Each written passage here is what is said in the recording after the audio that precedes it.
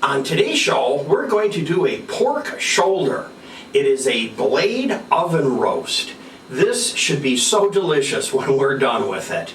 Of course, we're going to oil it up and use a little bit of vinegar on it, but I have a whole bunch of spices we're going to put in, and we're going to cook it over some tomatoes, potatoes, onions, and carrots. So let's get started.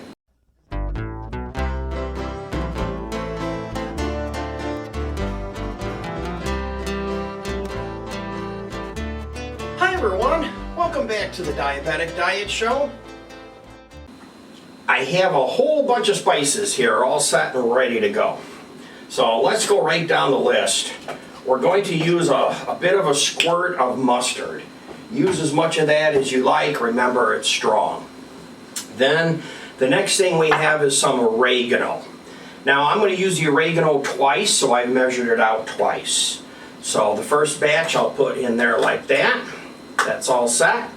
Next, we're going to use some garlic powder, my favorite. So we'll put some garlic powder in there, just like that. Of course, paprika seems to be one of those regular things to use, so we'll put our paprika in. By the way, all these measurements and everything are right down there where it says the subscribe button. You hit that, you'll see the more button. And of course, you can also go to my website, or you could click the thumbs up button. I would love that. So next we're going to use some black pepper and some salt.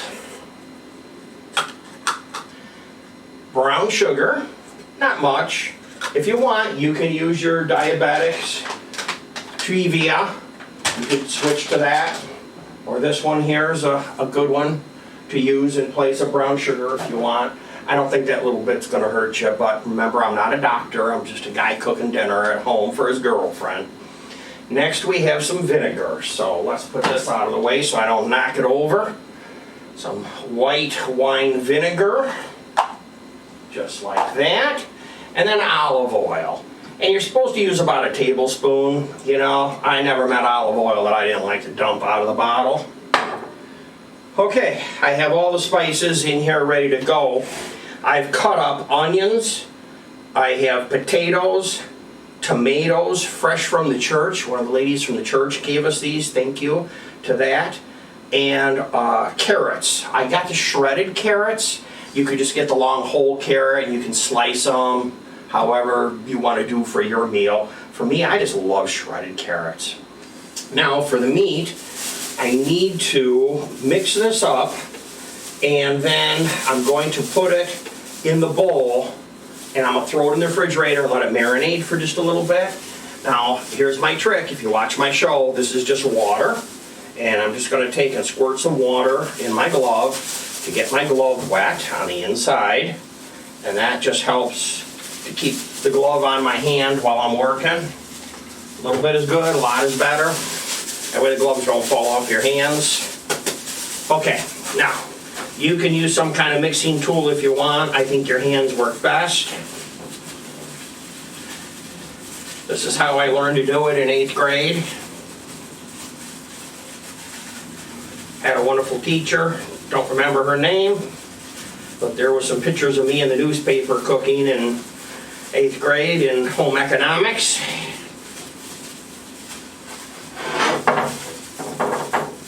Okay. Look at the size of this roast. Wow. I had it in the freezer and I pulled it out for a few days and put it in the refrigerator, and I've been sticking it with the thermometer and keeping an eye on it to see what it looks like. So let's just roll this over and just grab a bunch of this marinade. I thought about maybe putting this in a bowl and doing it that way, but being that it's a square or rectangle roast, I thought using the pan you're going to end up ultimately in the dish, baking dish that you're going to cook it in is probably the best way to go. Now the next thing we need to do is we're going to wrap this up with some string, and I won't bore you with that, but I'm just going to put a loop around it. I'm just going to give it a wrap and tie it. Simple, baker's twine. That's what I'm going to use and do next. Then I'll throw it in the refrigerator, let it marinate for a little bit, and then I'll be right back. Let's just wrap this up. I took a string and I put a loop in the end of it, just like this. You can just take your pork roast, lift it up, and wrap. Nothing complicated or fancy. I probably, for a pork roast this size, I probably have 2 foot of string. Let it marinate for a little bit.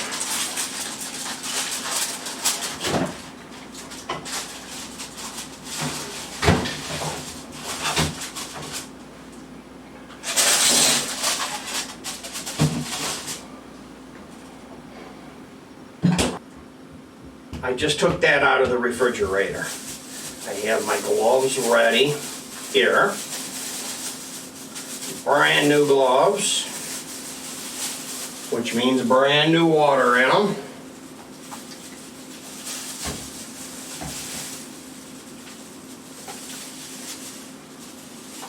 Just like that. Get them to stick to my fingers. Okay. Now, here's the roast. Let's go ahead and take this out of the roasting pan, just like that. Now, let me grab a paper towel for a second.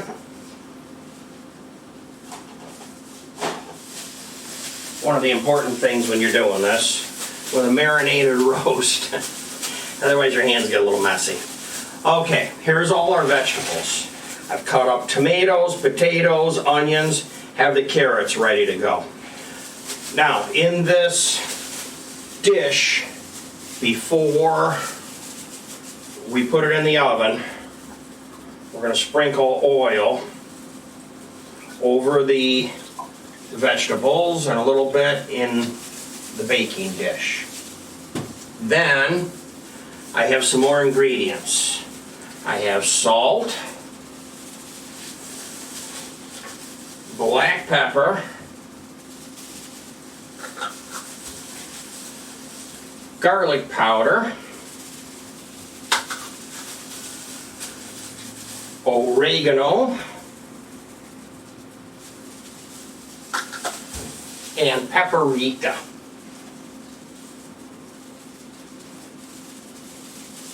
Just like that. Then, I'm going to mix this up again by hand in the oil. So I get some liquid here.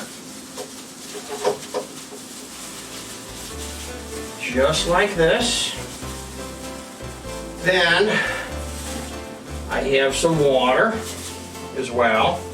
So a little bit of water in here just to make a little bit of liquid. Just a splash. Then I have my vegetables. Okay.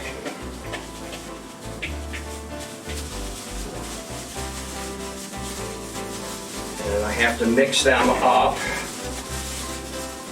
Let's put this out of the way. Just like this, mix them up. Don't want everything all on one end. Okay, they're all mixed, real nice. And the spices. Okay. Then we have some more water. Just pour a little bit here and there.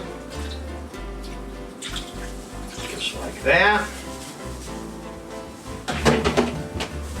Then we take our roast, put our roast right here on top of everything. And then it will be ready to go in the preheated 350-degree oven.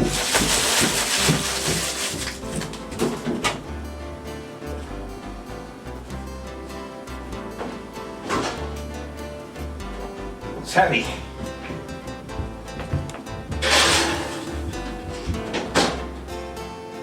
And we're going to make a cucumber celery salad with some tomatoes and my Italian carrabba seasoning. So we'll grab the cucumber here first thing. This is what's left over and get this one sliced up here. My knife is real sharp because I sharpen it.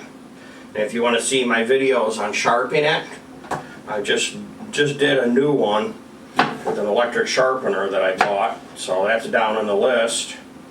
Or if you want to see these ingredients, of course you can just click right down there where it says a subscribe button. Too much cucumber on too little of cutting board. Confucius says use big cutting board. You will have a big dinner.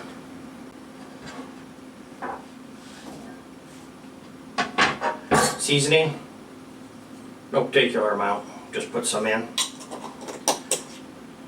And then if you're me, you put the lid on the container so you don't knock it over, because that's what I do. Here's some celery.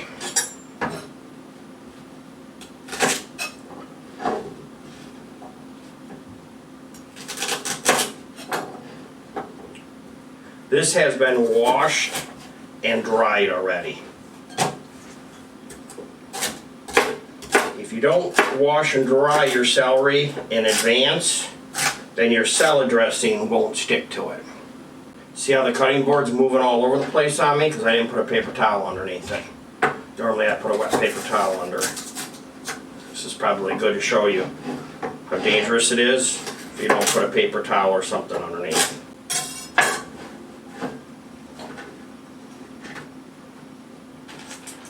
Okay, tomatoes.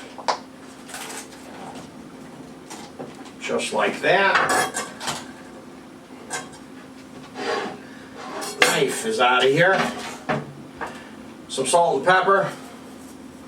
Just using regular table salt, table pepper. Just like that. Red wine vinegar. Has a spritzer on it. I love red wine vinegar. And then some oil, coarse olive oil. Twice as much oil as vinegar. There we go. I will wait till that comes out of the oven. We'll toss that and serve it up. I have the salad ready to go.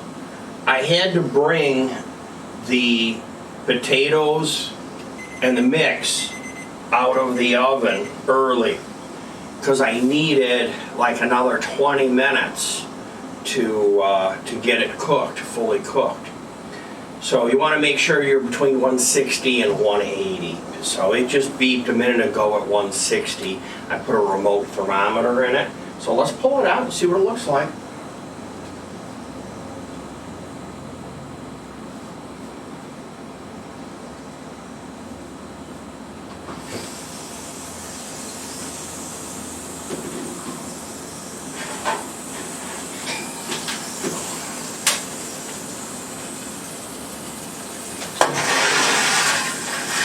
Also, it was a little smoky, so I opened up the windows to let the smoke out.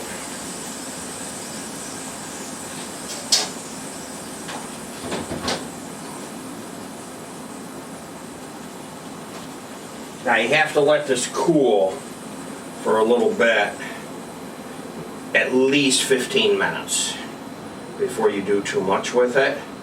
But just double check it with a remote thermometer. Make sure I'm almost 170. And everything's all set, ready to dish up, and ready to go. So, hey, if you like watching shows like this and you want to see more shows, we have a whole bunch more right here.